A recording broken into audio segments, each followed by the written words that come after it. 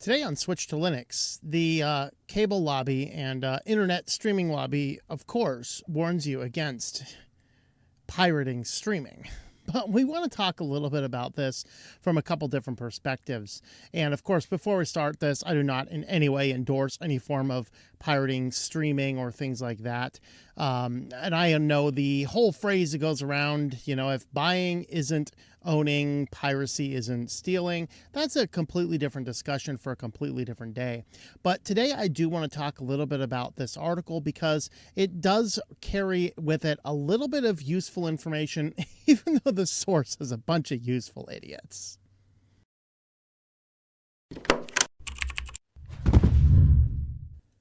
Welcome back to Switch to Linux. If you like this type of content, subscribe to the channel if you've not already done so. Leave us a like and a comment down below. And today we do want to talk a little bit about this illegal streaming trend going around. And there is, of course, an article out from Malware, and it says the hidden cost of illegal streaming and modded Amazon Fire TV sticks. I think the original title, I think they changed this. I believe the original title of this had more to do with illegal streaming costs real money or something like that. That's how I remember reading this article a couple days ago, and I thought it had a little bit of a different title, but I decided to go ahead and look at this anyway. And we have to ask, why is illegal streaming on the rise?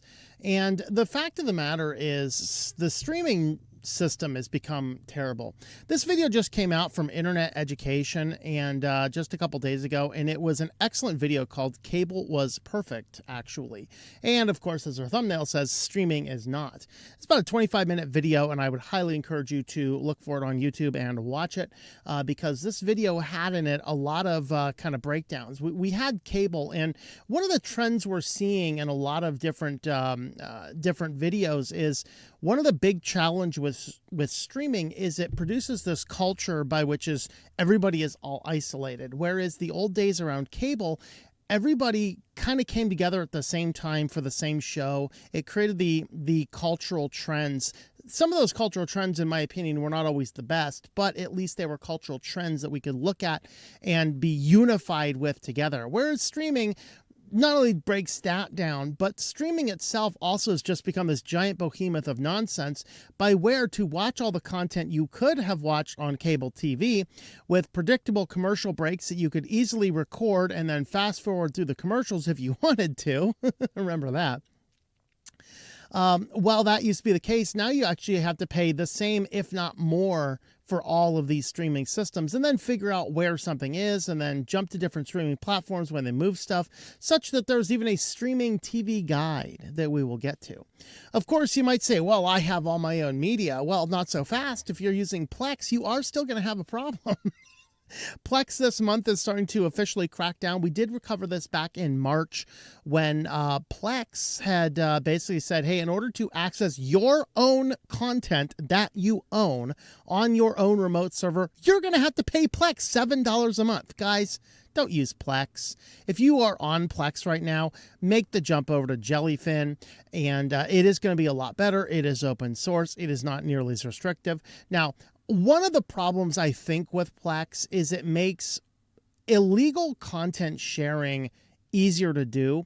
And again, I am not an advocate of that.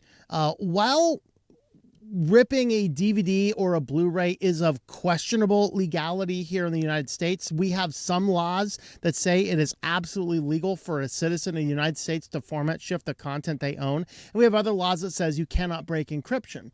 And these two laws are in conflict with each other, and they have never been tested in court in decades. It is questionable whether you can actually legally rip your DVDs, but sharing them is always 100% illegal, whether that is sharing to simply watch them or sharing to give a copy of that file around. And that is always something you should never do. You should never be taking your movie list and then giving that to a friend. And that is one of the things that Plex did allow people to do, is throw up a bunch of movies on a server and then give everybody their passwords. That in and of itself is probably closer to the illegal mark. But again, these laws have never been fully litigated. And this is a fundamental problem that we have. But Plex is coming down this month and starting to say all of their TV apps are rolling out soon, and every platform you watch Plex on by the early 2026 is going to require you to have a subscription to watch your own content. That is how absurd streaming has become. Now I must pay a monthly fee to some other company to own content that I physically own. Because it's over the internet, even though that's your server. Wait, so it's my server, it's my content, but because I'm using this particular software, I have to pay for it? Guys, get off of Plex. But these are the factors causing this rise in illegal streaming. And honestly, I understand. And the challenge we have now, and we talked about this in a weekly news roundup last time, that a lot of the scammers are following the modern trends. If you're looking for jobs, they do job marketing scams. And if you're looking to illegally stream because the streaming content has become insane, well, they are doing that as well. And so Malwarebytes here puts together this article, which honestly, I doubt the credibility based on the source. Ahead of the holiday season, people who bought cheap Amazon Fire Sticks or similar devices online should be aware some of them could let cyber criminals access personal data, bank accounts, and even steal money. Whoa, what's going on? So what they're referring to is you can go online and you can purchase online some modified streaming sticks that you could plug into your computer and it would access some illegal stream fees. I am not an advocate of any of these types of software. Don't do that. Don't do that at all, because you are asking for a lot of problems. But what they're saying here is that these sticks have the ability to run some content, but they are running it through sources that are questionable. Now, the other part of this article looks at another report which actually looked at streaming websites you go to, which, believe it or not, people who are streaming illegal content, making it available to stream illegal content, don't really care who advertises on them. And there are indeed a lot of the ads on those are malware. How does that distinguish itself from Google at this point in time? I couldn't really tell you, because there's more malware on Google than I can possibly conceive of, which is why even while Google says it's against the terms of service, the FBI says use an ad blocker. Great. Now I have to decide if I trust Google more or the FBI more. Talk about being in between a rock and a hard place, or maybe a desert and a hard place. I don't know. But anyway, they do mention here now they're pulling this information from BStreamWise. Who's BStreamWise? BStreamWise.com. Yes, the warnings about illegal streaming. Initially, I go over to look at this and go, yeah, this is definitely propaganda. You scroll down to the very, very bottom, and under the privacy options, I don't know if it's going to pop up for me down here, but somewhere down here, there you go, sky.com. Wait, I thought this was streamwise.com. No, sky.com. Who's sky.com? Well, sky.com is basically a lobby group for the streaming industry, and it is owned by Comcast. So Comcast is telling us don't do that. And of course, what do? Watch Now on Just Watch, the guide to which streaming service you have to buy in order to find the content you want to watch. So now if I want to watch, and I think the best example is sports. I am not into sports. I mean, a bunch of guys in tight clothes throwing around a dead pig does not interest me, but I recognize sports is a huge, huge thing. In order to watch every football game a football fan would want to watch, I think you actually have to have a subscription to almost every streaming service. Am I wrong about that? That's what I've heard. And this is the problem. So you want to tell people you got to pay dozens of companies a bunch of money to still have ads, to have them collect and harvest your data, to use that data against you, or I can illegally stream. You see, what the Cable Was Perfect video had highlighted is right when Netflix was in its infancy and there was really only one streaming service, piracy hit an all-time low. But piracy has been massively on the rise again. And the reason piracy is now once again on the rise is because the people cannot access the content they want to see. It's constantly jumping platforms. The platforms are getting worse. The content is shifting all over the place, and it's becoming hard to get rid of some of these. I mean, look at Amazon Prime, which is if you want to use, streaming on Amazon. There was just an FTC case about that because they were just making it impossible to unsubscribe. So you're asking people to subscribe to a boatload of different companies at, I think the cheapest was like $12.99 a month now, up to $18.99 a month.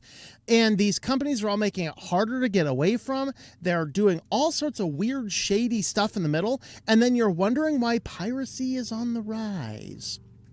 Interesting. Well, it's on the rise because you have encrapified the internet. And I know I got comments last time I said that. Guys, I try not to swear on this channel. This is a family-friendly channel. And so, I'm not going to use the official term. You guys know what I mean by saying encrapify. All right. But of course, this site says that there's some dodgy risks, and I agree with the premise. Like I said, well, the messenger here has zero credibility. So they do make some valid points. Legal risks, now mostly for sellers, and this is why if you have a big content library and you're sharing it online with a bunch of people, you are at serious risk. Stop doing that. Stop sharing your libraries with people if you are here in the United States.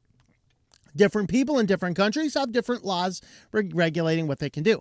As far as users, as long as you're not distributing it as a user, generally you don't have a lot to worry about. Thanks to a few of the court cases that suggest that that IP addresses are not enough for demasking who you are. But even then, it's questionable what damage is being done if you're watching one or two things you shouldn't be. But still, I argue, don't do it. Movies are cheap at thrift stores, used movie stores, things like that.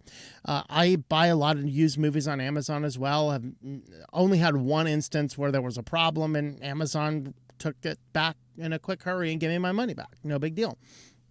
But exposure to inappropriate content, I'm sorry, this is everywhere. Unregulated apps lack parental controls to expose younger viewers to explicit ads. Before you give me that argument, particularly looking at YouTube here, why don't you rein in the advertising as you're putting unskippable smut in front of children on children's apps? Tons and tons of videos about that. So don't talk to me about that one. Especially since if you make it easier to manage some of these things, you can actually, monitor what your kids are doing anyway. But of course, I think kids should not be on the internet anyway. So I'm not going to care much about that one. Growing countermeasures. Companies like Amazon are actively blocking unauthorized access to apps, updating firmware, and preventing illegal streaming. So Amazon is actively blocking you from doing things to the products you own. Okay, got it. Your access can disappear overnight. Yes, if it does depend on illegal channels, those illegal channels can and probably will be seized at some point in time. Even if you buy access to something that gives you all these free streaming channels, any one of them could disappear overnight and you have zero recourse because they were not functioning within the capabilities of the law, which is why I'd recommend not using those products. And then, of course, some of the sticks are malware. Of course, anything from a weird, shady source you plug into the USB drive in your computer is subject to concern. That is certainly one of the problems. Now, that, though, is referring to the individual sticks. There is another report coming out from Fact, and what they basically said is they looked at 50 illegal streaming sites, and they said every single one of them contains some form of malicious content. Now, to be fair, some of this quote-unquote malicious content is inappropriate stuff for children. Keep your kids off the internet, folks. That's all I have to say about that. But looking at this actual report, they did talk about a number of different things here. Some of these arguments are very sound. A few of these arguments are laughable, and I'm not sure these guys probably should have consulted some security people first, although they allegedly are security people. They did show that there's a lot of different stuff. Now, this one's focusing on the websites, not the devices you would buy. They were talking about things like a mute button might actually load a JavaScript that installs a Trojan or malware or something else on your computer. Absolutely would agree that that is a possibility. One of the things, of course, they said is they're not all encrypted. They have HTTP versus HTTPS. HTTPS is only important if you are transmitting your personal data. If you're going onto one of these sites and creating an account and giving them money, yeah, you want that to be secured. If you're just going on a site and watching something, that does not need to be HTTPS. Okay. This is one of these zeitgeists that has changed in our society, where most websites went from HTTP to HTTPS, that now even fraudulent sites have SSL certificates. Okay. So the presence or absence of HTTPS is meaningless if you are not transmitting personal data to the site. Now, if Netflix or Hulu comes out without HTTPS, that's a fundamental problem, because they are actively using a login, a username, entering credit cards, doing account stuff. That is stuff you absolutely have to make sure is HTTPS. But if you're going on to some random website and clicking a button to watch some movie you shouldn't be watching, there's no reason that needs to be HTTPS. That only dictates passing data between you and the website. And hopefully you're not passing data between yourself and the website. I don't know. Dishonest links and dodgy notifications. So this one is the very valid point, that you would click something like a mute button and it would install a banking Trojan. That's fun, wonderful stuff. Well, what happens if you push the stop button? Well, that one installs a crypto stealer or something, you know?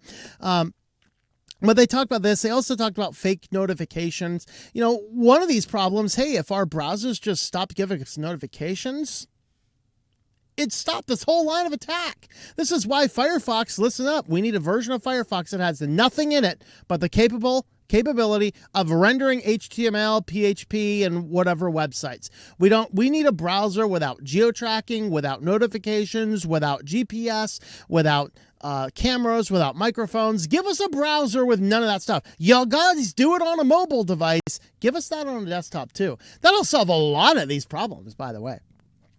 But all that being said, there are serious concerns, and I would highly recommend nobody should ever go onto a weird streaming watch for free website here and watch something like that, because you are asking for a lot of problems. Buying something in the mail that's a USB device that you plug in your device to watch free content that shouldn't be free, that's a problematic thing too. So what do? Well, in the United States, if you want to do it the legal way, in my opinion, you go out and you buy a bunch of movies. You're not paying full retail for these movies. I have traveled the country. I will tell you, in all sorts of states and all sorts of cities, there are thrift shops, there are flea markets, there are a tremendous number of places you can go and you can find DVDs, and they sell them for like $1 a piece. You can go on to Amazon and find new movies, used movies. I often get a lot of cheap used movies on Amazon, things that I'm really looking for, and I get them pretty cheap, and it's not a big deal. These are fundamental things that we want to keep in mind. And so ultimately, as I look at all this stuff going on, the streaming industry has completely decimated media entertainment, and it's getting worse and worse and worse, which is why, while Netflix had a great idea and caused a massive decline in piracy is now on the rise, because people are fed up with streaming services. They can't find the content they want. And even, unfortunately, some content is now not even being released to DVD. And that raises a couple of different questions, which we'll address maybe at another time. But I did want to mention this just to say, hey, if you do find this weird streaming site that seems to have everything and you don't know how because it's movies that shouldn't be free, it's probably is installing malware, even though the messenger of this is certainly works for the cable lobby. They do have some valid points, and we have to be really cautious about what we're doing. So there's kind of my thoughts. Let me know your thoughts about all this in the comments down below.